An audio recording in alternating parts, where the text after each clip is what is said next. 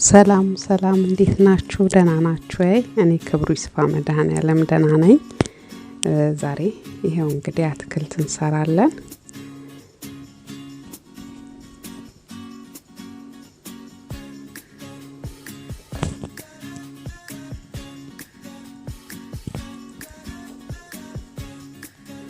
በመጀመሪያ ውሃውን እንደዚህ ካዘጋጀው በኋላ አትክልቶቹን አጥቤ ቀቅላቸዋለሁ።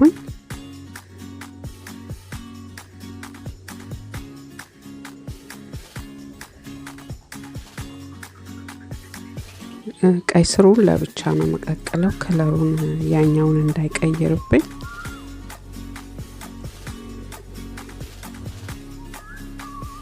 አሁን ይሄው በስሎ ደርሶልኛል። አሁን ልጠዋለሁ ሁሉንም።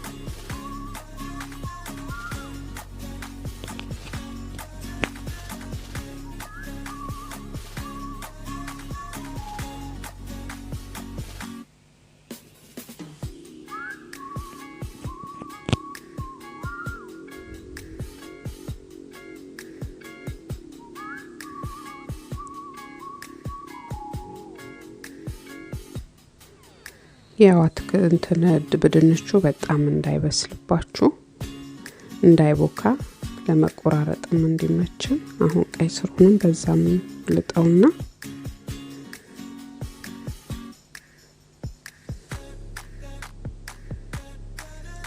ያው በወጥ መልክ ከመስራት አንዳንዴ እንደዚህ ለወጥ አድርገን በዳቦ የምንበላውን አትክልት ማዘጋጀት እንችላለን።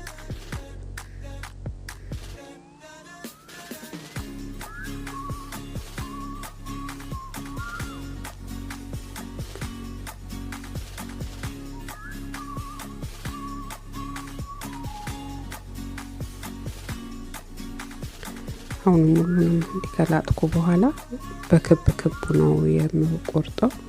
እኔ እንደዛ ነው የፈለኩት።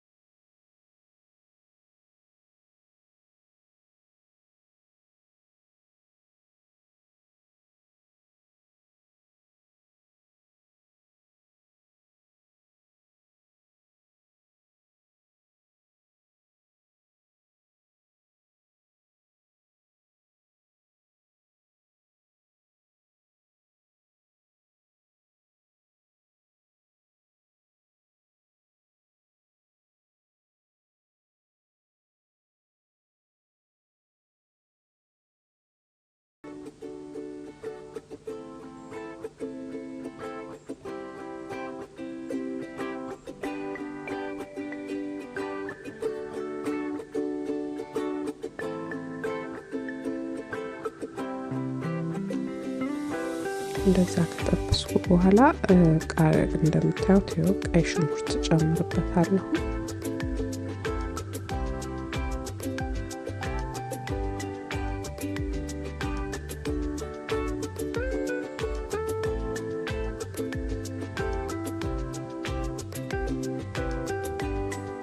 ጨው ያረጋለሁ በኋላ ስለማይመች አሁን ነው ከስር የምጠቀመው ጨው።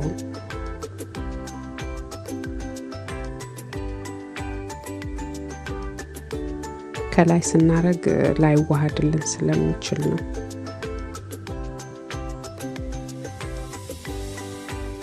ካሮቱን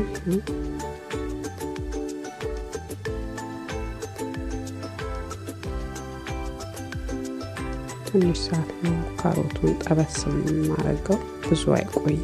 ያው እሱ ካሮት ቶሎ ስለማይፈርስ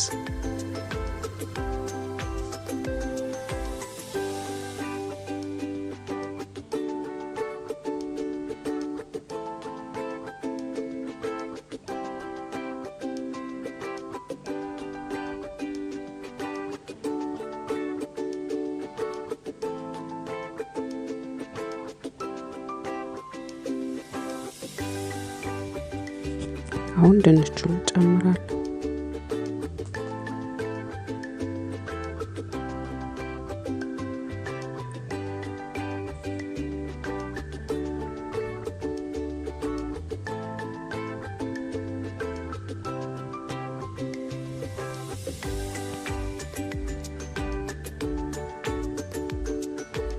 አሁን መቀላቀል ብቻ ነው። ያው ድንቹ እንዳይቦካ ወይም ያለውን ቅርጹን እንዳይቀይርብኝ ገልበጥ ብቻ ነው ማደርገውና ትንሽ ሙቀት እንዲነካው ብቻ ነው ማደርገው።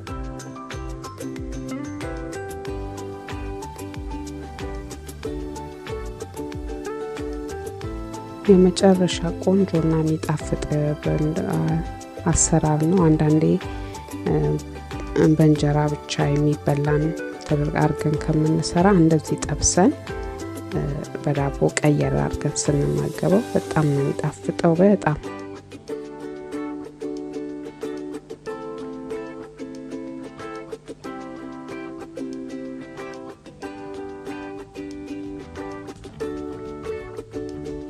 አሁን ቃሪያውን አረግበትና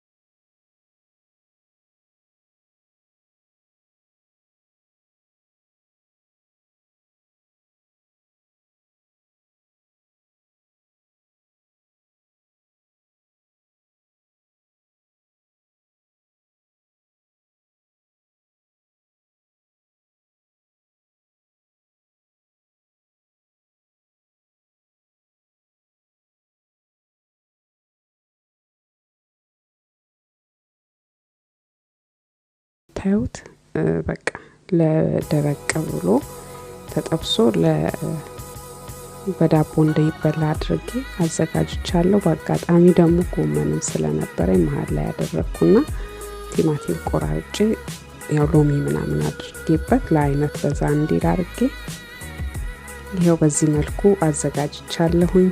ተወዱታላችሁ። ጊዜ ሰጣችሁ ስለምትከታተሉኝ እግዚአብሔር ያክብርልኝ። ለምታበረታቱኝ ሁሉ አመሰግናለሁ። ሰላም ሁኑልኝ።